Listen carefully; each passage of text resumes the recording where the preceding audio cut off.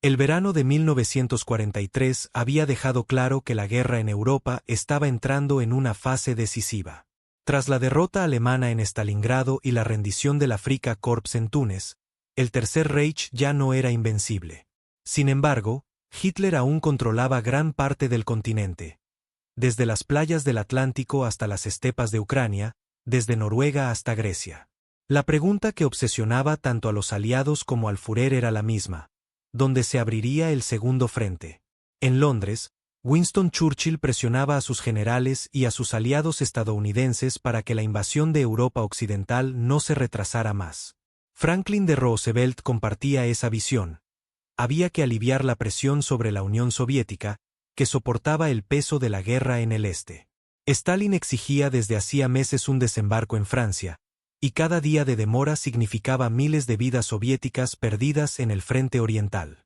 El tiempo apremiaba. Pero la tarea era titánica. Desembarcar en Europa no era simplemente trasladar tropas. Significaba cruzar el Canal de la Mancha, enfrentarse a la muralla del Atlántico, una cadena de fortificaciones, búnkeres, minas y cañones que se extendía desde Noruega hasta la frontera española, y luchar contra divisiones alemanas veteranas, curtidas en años de guerra. Un error en la elección del lugar de desembarco podía condenar la operación al fracaso y prolongar la guerra indefinidamente. Los estrategas aliados sabían que la clave no estaba solo en la fuerza bruta, sino en la sorpresa. El enemigo debía ser engañado, convencido de que el ataque llegaría en un punto distinto al real. Y así nació una de las operaciones más audaces de la historia militar: Fortitude. Para comprender su magnitud, hay que retroceder a los meses previos al día de en 1943, los aliados habían desembarcado en Sicilia y luego en Italia, obligando a Mussolini a caer y a los alemanes a abrir un nuevo frente en el sur de Europa. Hitler, obsesionado con mantener el control del continente, reforzó sus defensas en el oeste. El mariscal de campo Erwin Rommel, el zorro del desierto, fue puesto al mando de la defensa del litoral francés. Rommel sabía que el desembarco era inevitable y que el éxito o fracaso del Reich dependía de detenerlo en las playas. El alto mando alemán, sin embargo, estaba dividido. Algunos generales creían que el ataque llegaría en Normandía, otros en Bretaña, pero la mayoría coincidía en que el lugar más lógico era el paso de Calais, el punto más estrecho entre Inglaterra y Francia. Desde Dover hasta Calais apenas hay 34 kilómetros de mar. Era el trayecto más corto, el más rápido para trasladar tropas y suministros. Además, la región contaba con puertos importantes que facilitarían la llegada de refuerzos. Todo parecía indicar que allí se produciría la invasión. Los aliados decidieron aprovechar esa convicción. Si lograban convencer a Hitler de que Calais era el objetivo, podrían desviar divisiones enteras lejos de Normandía, el verdadero punto de desembarco. La idea era simple en apariencia, pero requería una maquinaria de engaño colosal. Ejércitos ficticios, espías dobles, transmisiones falsas, tanques inflables y hasta la manipulación de la propia figura del general más temido por los alemanes, George S. Patton. La operación se dividió en dos ramas: Fortitude Nord, destinada a hacer creer que habría un ataque en Noruega, y Fortitude South, cuyo objetivo era fijar la atención alemana en Calais. Ambas formaban parte de un plan aún mayor, llamado Bodyguard, diseñado para proteger la verdadera invasión. El nombre no era casual. Como un guardaespaldas, debía cubrir y proteger al protagonista, que en este caso era la Operación Overlord, el desembarco en Normandía. El éxito dependía de un delicado equilibrio. El engaño debía ser lo bastante convincente para que Hitler mantuviera sus tropas en Calais incluso después del 6 de junio de 1944, cuando los aliados ya hubieran desembarcado en Normandía. No bastaba con distraer al enemigo en la víspera, había que sostener la ilusión durante semanas. En este tablero de sombras, los espías jugaron un papel decisivo. El MI5 británico había logrado controlar a casi todos los agentes alemanes en suelo británico, convirtiéndolos en dobles. A través de ellos, enviaban información cuidadosamente fabricada a la AGUER, el servicio de inteligencia militar alemán. Entre esos agentes destacaba un nombre que pasaría a la historia: Juan Pujol García, alias Garbo. Este catalán, que había ofrecido sus servicios primero a los británicos y luego a los alemanes, se convirtió en el arquitecto de una red ficticia de informantes que nunca existieron, pero que Berlín consideraba absolutamente fiables. Garbo convenció a los alemanes de que Normandía sería solo una distracción, un ataque secundario para desviar la atención del verdadero desembarco en Calais. Sus informes, transmitidos con precisión y reforzados por otros agentes dobles, consolidaron la idea de que el grueso del ejército aliado aún esperaba en el sureste de Inglaterra, listo para cruzar hacia Calais bajo el mando de Patton. Mientras tanto, en los campos de Kent y Sussex, los aliados construyeron un ejército fantasma, el First US Army Group, FUSAG. Desde el aire, los aviones de reconocimiento alemanes fotografiaban filas de tanques, camiones y aviones. Lo que no sabían era que muchos de esos tanques eran de lona inflable, los camiones eran maquetas de madera y los aviones, simples decorados. Incluso se instalaron antenas de radio falsas que transmitían mensajes codificados, simulando la actividad de un ejército entero. El engaño era tan elaborado que incluso los movimientos de Patton fueron cuidadosamente coreografiados. Tras ser apartado del mando directo por un escándalo en Sicilia, Patton fue presentado como el comandante del FUSAG. Los alemanes lo consideraban el general más agresivo y capaz de los aliados, y estaban convencidos de que él lideraría la invasión. Verlo inspeccionando tropas en el sureste de Inglaterra reforzó la ilusión de que Calais era el objetivo. La tensión crecía a medida que se acercaba junio de 1944. En Normandía, los ingenieros alemanes reforzaban las playas con obstáculos, minas y nidos de ametralladoras. En Calais, en cambio, las divisiones blindadas permanecían a la espera, listas para repeler un ataque que nunca llegaría. La Operación Fortitude estaba en marcha, y el destino de Europa pendía de un hilo invisible, la credibilidad de una mentira cuidadosamente construida. El invierno de 1943 a 1944 fue un periodo de febril preparación en ambos bandos. Mientras los aliados afinaban los detalles de la Operación Overlord, en Berlín y en los cuarteles del alto mando alemán se multiplicaban los informes, las conjeturas y las discusiones sobre dónde caería el golpe. La inteligencia alemana, la Abwehr, recibía constantemente mensajes de sus agentes en Gran Bretaña, y muchos de ellos coincidían en un punto: el sureste de Inglaterra hervía de actividad militar. Lo que los alemanes no sabían era que esa actividad era, en gran parte, un espejismo cuidadosamente diseñado. La maquinaria del engaño se desplegó con una precisión casi teatral. En los condados de Kent y Sussex, cerca de Dover, se levantaron campamentos ficticios. Desde el aire, los aviones de reconocimiento alemanes fotografiaban filas de tanques perfectamente alineados, hangares repletos de aviones, depósitos de combustible y largas columnas de camiones. Pero la realidad era otra. Los tanques eran de lona inflable, los aviones de madera contrachapada, los camiones simples estructuras huecas. Incluso se colocaban redes de camuflaje y se pintaban sombras en el suelo para dar la ilusión de volumen. Era un ejército fantasma, pero convincente a los ojos de cualquier observador aéreo. El First US Army Group, FUSAG, comandado en apariencia por el general George S. Patton, se convirtió en el eje de la ilusión.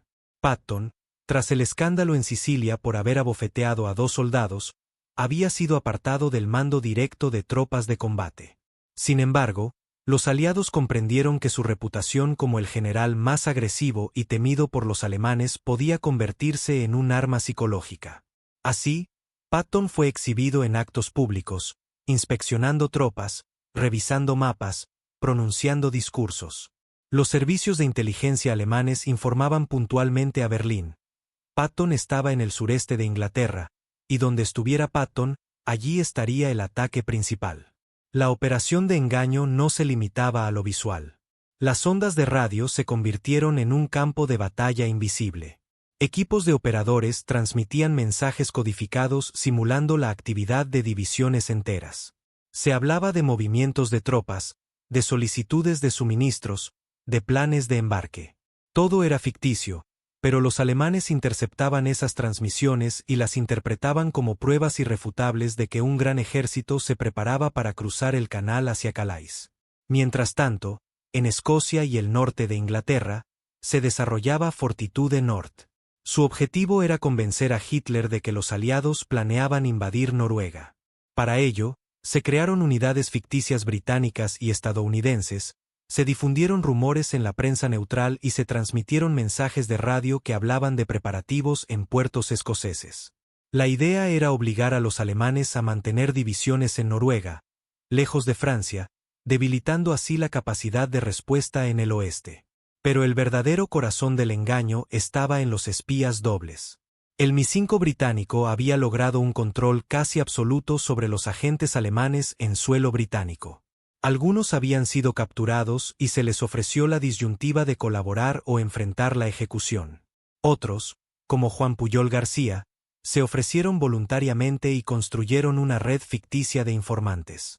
Puyol, bajo el nombre en clave Garbo, creó más de 20 agentes imaginarios, desde un estibador en Glasgow hasta un oficial en Dover. Cada uno tenía una historia, una personalidad, un estilo de comunicación. Los informes de Garbo eran tan detallados y coherentes que la AGUER los consideraba oro puro. Garbo transmitía información cuidadosamente diseñada. Datos ciertos pero irrelevantes, mezclados con falsedades cruciales. Por ejemplo, podía informar sobre el movimiento real de un convoy, pero presentarlo como parte de un plan mayor que apuntaba a Calais. La credibilidad se construía con pequeñas verdades que enmascaraban la gran mentira. Berlín llegó a confiar tanto en Garbo que lo condecoró con la Cruz de Hierro, sin sospechar que trabajaba para los británicos. El efecto acumulativo de estas acciones fue devastador para la percepción alemana. En los despachos del OKW, el alto mando de la Wehrmacht, se elaboraban mapas y planes basados en la convicción de que el ataque principal sería en Calais. Hitler, obsesionado con esa idea, reforzó las defensas en esa región, destinando allí divisiones blindadas de élite. Normandía, en comparación, parecía un objetivo secundario, una distracción.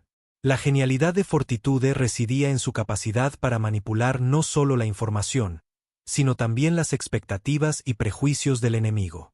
Los alemanes querían creer que Calais era el objetivo porque era el lugar más lógico. Los aliados no hicieron más que alimentar esa convicción, proporcionándoles pruebas falsas que confirmaban sus propias suposiciones. Era un juego de espejos en el que la verdad se distorsionaba hasta volverse irreconocible. A medida que se acercaba la primavera de 1944, la tensión aumentaba. Los aliados acumulaban tropas en el sur de Inglaterra, entrenaban para el desembarco, construían embarcaciones de desembarco en masa. Todo debía permanecer en secreto. La menor filtración podía arruinar la operación. Y, sin embargo, los alemanes seguían convencidos de que el golpe caería en Calais. En los pasillos de Vitteal, en Londres, los responsables de la inteligencia aliada sabían que estaban jugando una partida de alto riesgo. Si los alemanes descubrían el engaño, podrían concentrar sus fuerzas en Normandía y aplastar la invasión en las playas. Pero cada día que pasaba sin que el enemigo sospechara era una victoria silenciosa. La Operación Fortitude no era solo un plan militar. Era una obra de teatro a escala continental, con actores, decorados, guiones y público. Y el público más importante, el único que importaba, estaba en Berlín.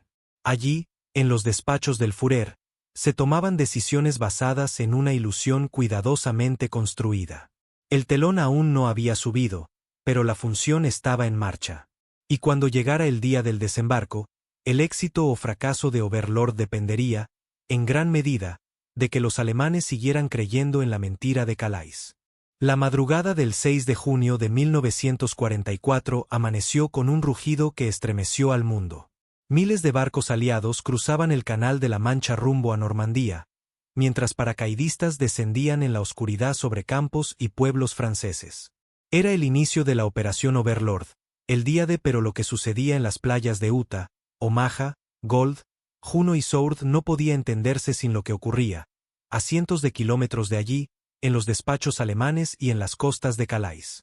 Allí, la Operación Fortitude alcanzaba su momento culminante. En Berlín, Hitler y su Estado Mayor recibieron las primeras noticias del desembarco con una mezcla de sorpresa y escepticismo. El Führer estaba convencido de que Normandía no podía ser el objetivo principal. Para él, aquello era una maniobra de distracción, un ataque secundario destinado a desviar la atención del verdadero golpe, que caería en Calais bajo el mando de Patton. Esa convicción no era fruto de la improvisación, era el resultado de meses de informes, fotografías aéreas y mensajes de radio cuidadosamente fabricados por los aliados. La reacción alemana fue, en consecuencia, lenta y confusa. Mientras los soldados aliados luchaban por abrirse paso en las playas normandas, divisiones blindadas alemanas permanecían inmóviles en Calais, esperando una invasión que nunca llegaría. El propio Hitler ordenó que no se movieran. Estaba convencido de que el ataque en Normandía era solo el preludio de la verdadera batalla. Esa decisión, tomada en las primeras horas del día D, resultó fatal para el Reich. En Normandía, cada minuto contaba.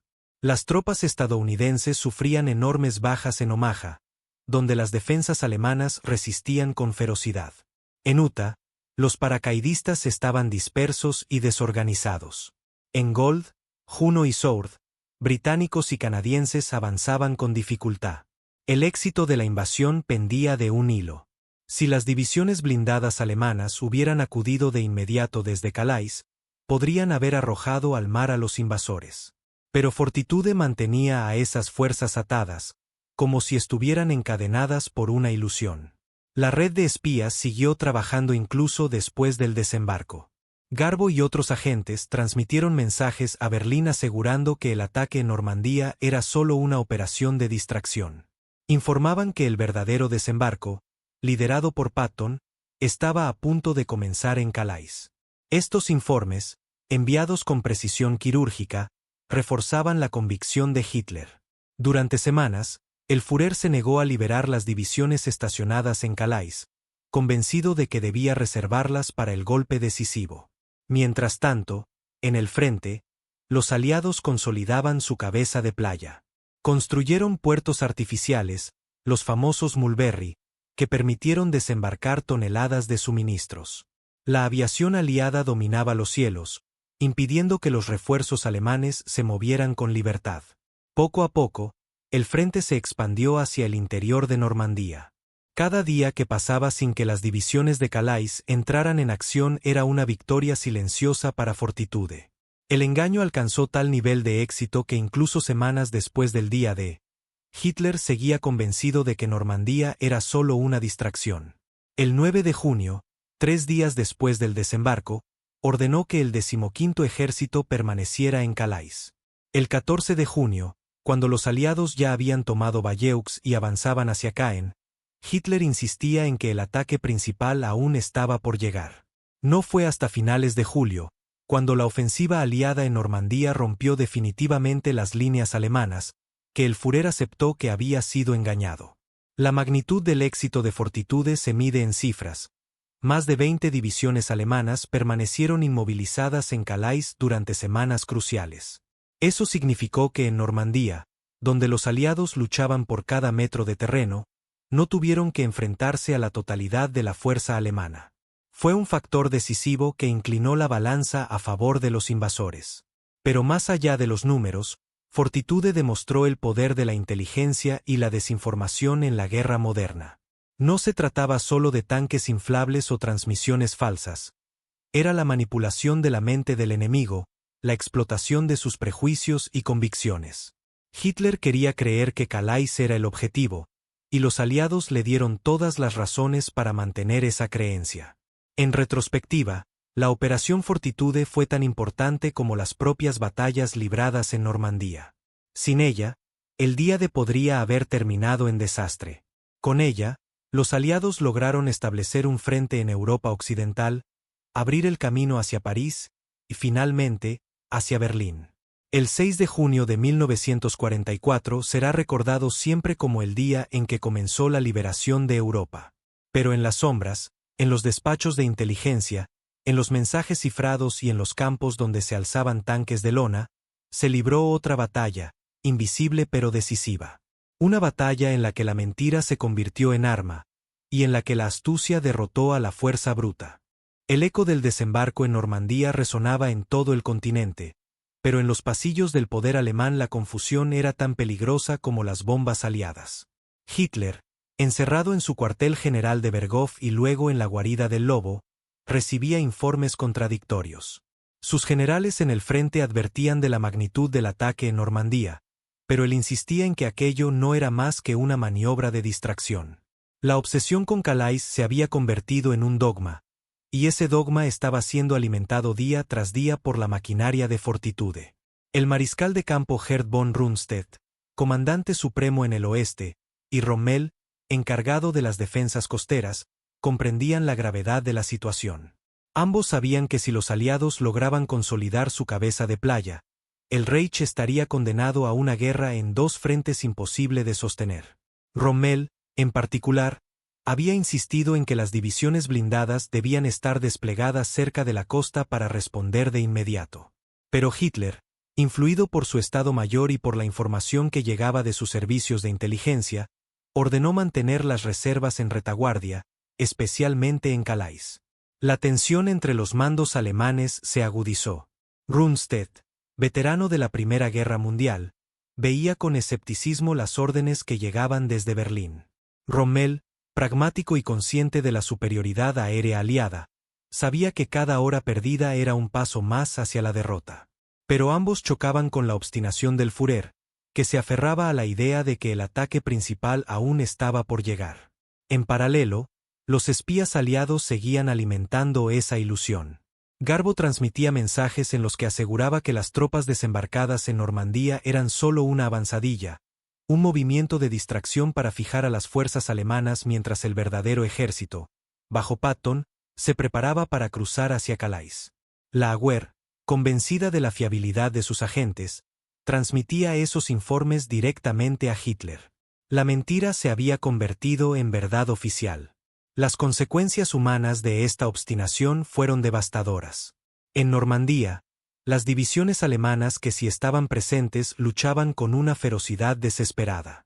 En Caen, en Carentan, en las Bocage normandas, los combates eran encarnizados. Los soldados alemanes, muchos de ellos jóvenes reclutas o veteranos agotados, resistían con valentía, pero carecían del apoyo de las divisiones blindadas que permanecían inmóviles en Calais. Cada día que pasaba, los aliados desembarcaban más hombres, más tanques, más suministros. La balanza se inclinaba inexorablemente.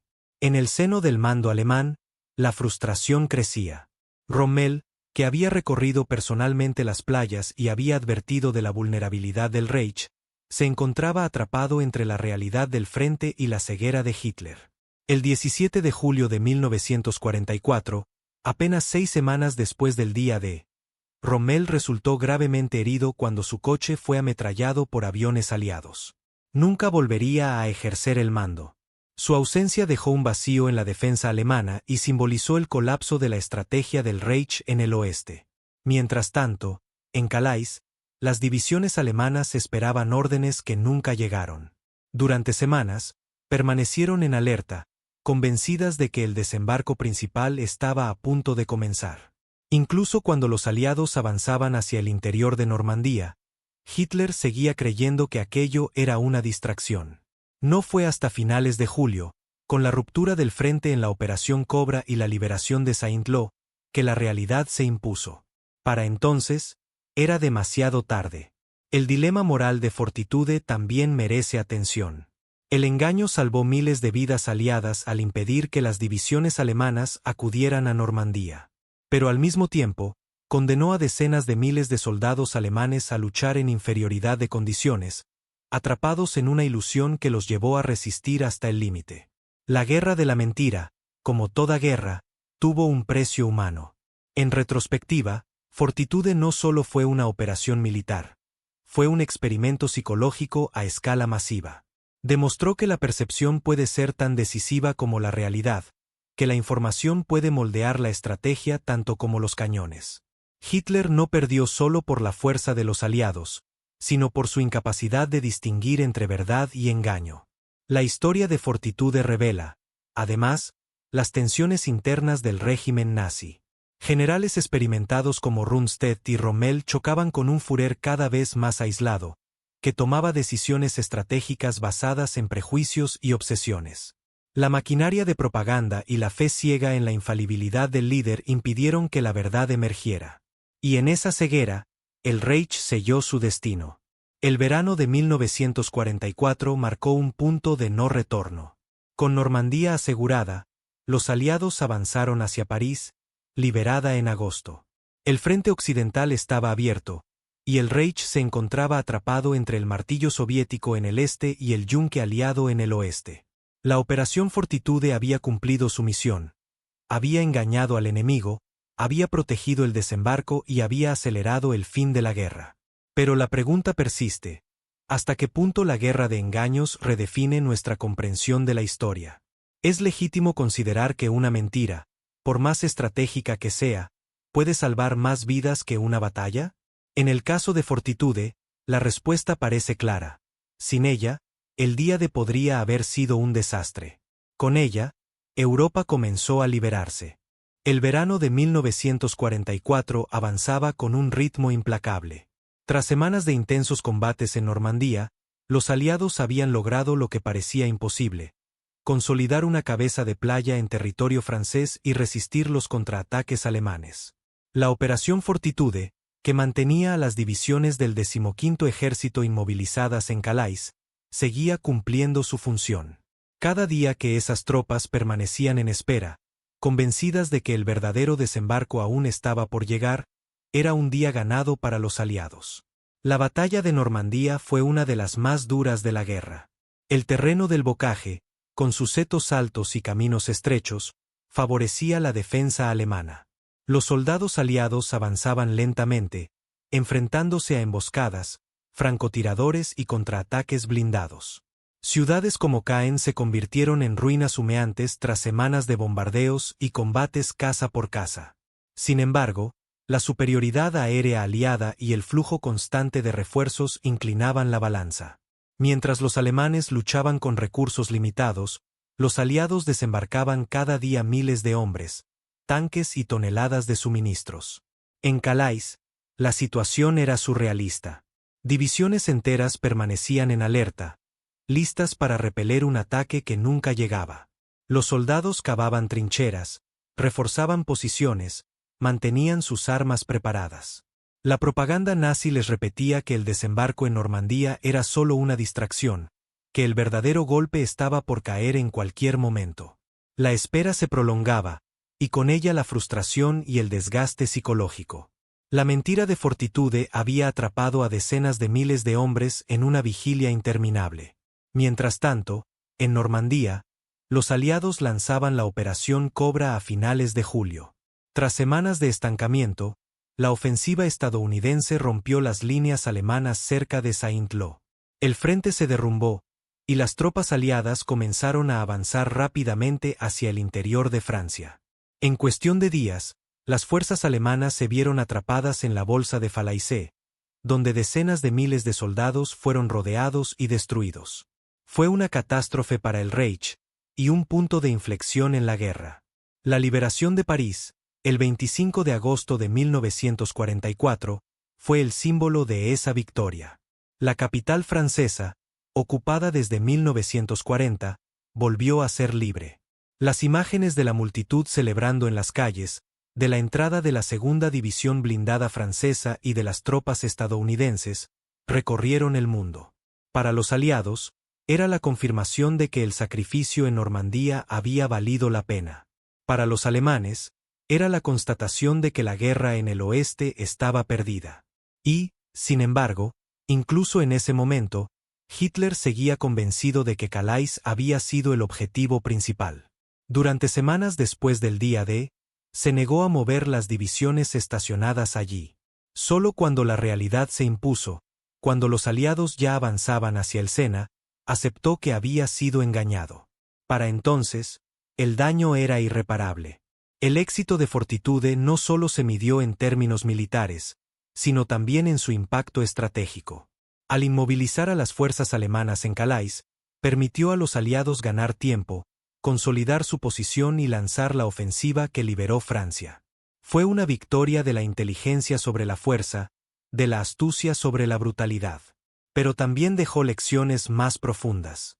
La guerra moderna ya no se libraba únicamente en los campos de batalla, sino también en la mente del enemigo.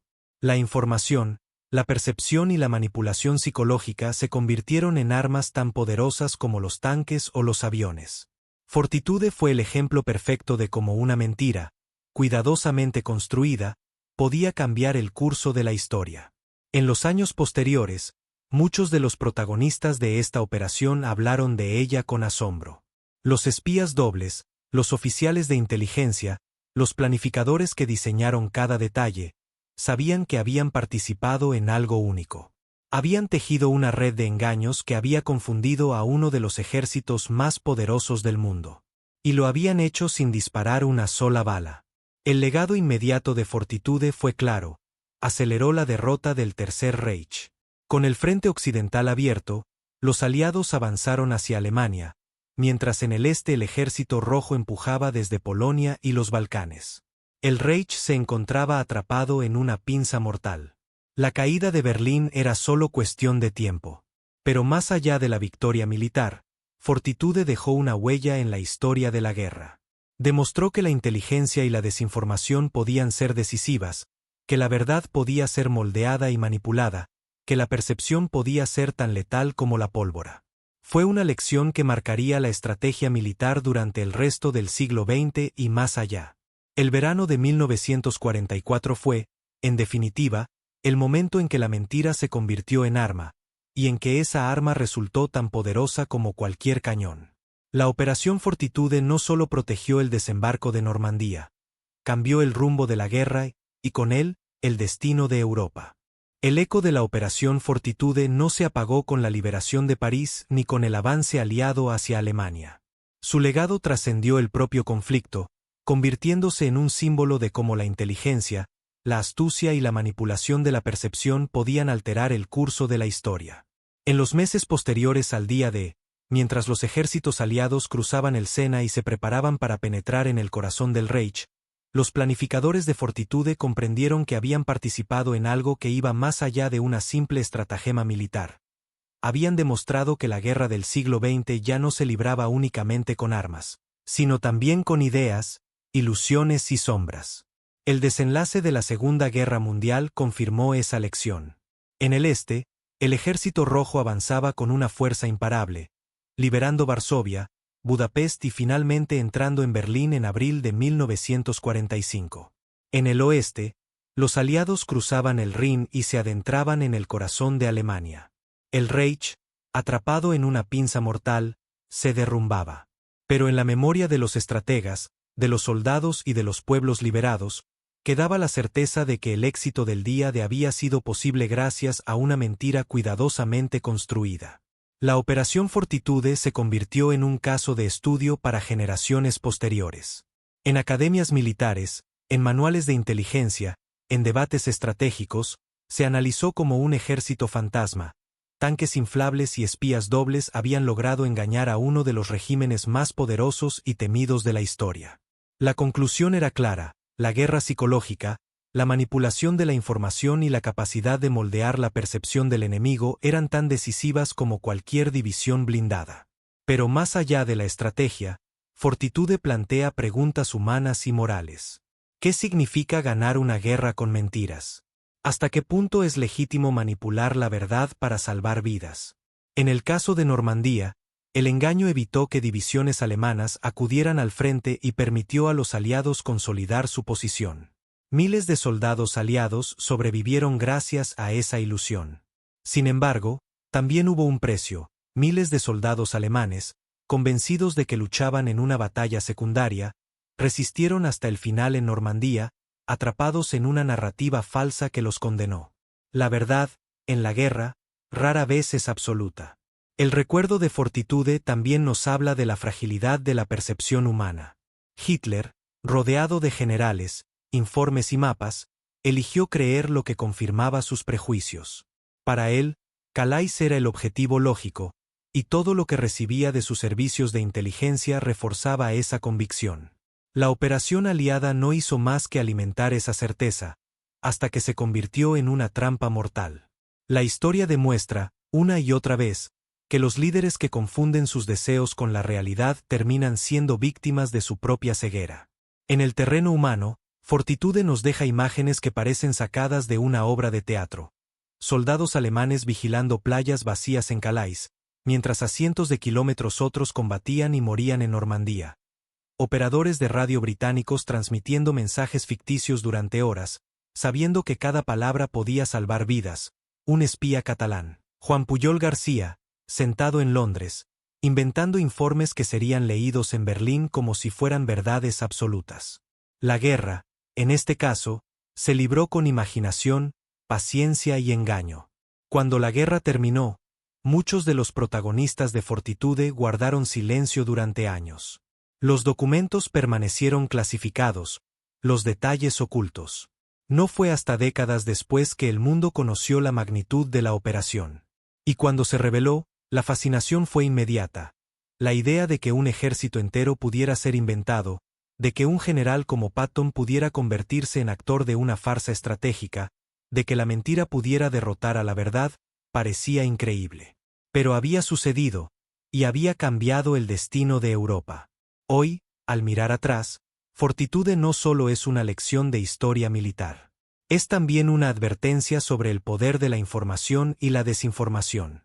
En un mundo donde la verdad puede ser manipulada, donde las percepciones pueden moldearse, la historia de 1944 resuena con fuerza. La guerra de engaños de entonces anticipa los desafíos del presente. La batalla por la verdad, la lucha contra la manipulación, la necesidad de discernir entre lo real y lo fabricado. La Operación Fortitude nos recuerda que la guerra no se gana solo con armas, sino también con la mente. Que la astucia puede derrotar a la fuerza, que la mentira puede salvar vidas, que la percepción puede ser más poderosa que la realidad. Y, sobre todo, nos recuerda que la historia no está hecha solo de batallas y cañones, sino también de silencios, de sombras y de ilusiones. El 6 de junio de 1944, en las playas de Normandía, comenzó la liberación de Europa. Pero en los campos vacíos de Calais, en los despachos de inteligencia de Londres, en los mensajes cifrados enviados por espías dobles, se libró otra batalla, invisible pero decisiva. Una batalla en la que la mentira se convirtió en arma, y en la que esa arma resultó tan poderosa como cualquier ejército. Esa es la herencia de Fortitude, la demostración de que, en la guerra, la verdad es siempre la primera víctima, y que a veces, paradójicamente, una mentira puede abrir el camino hacia la libertad.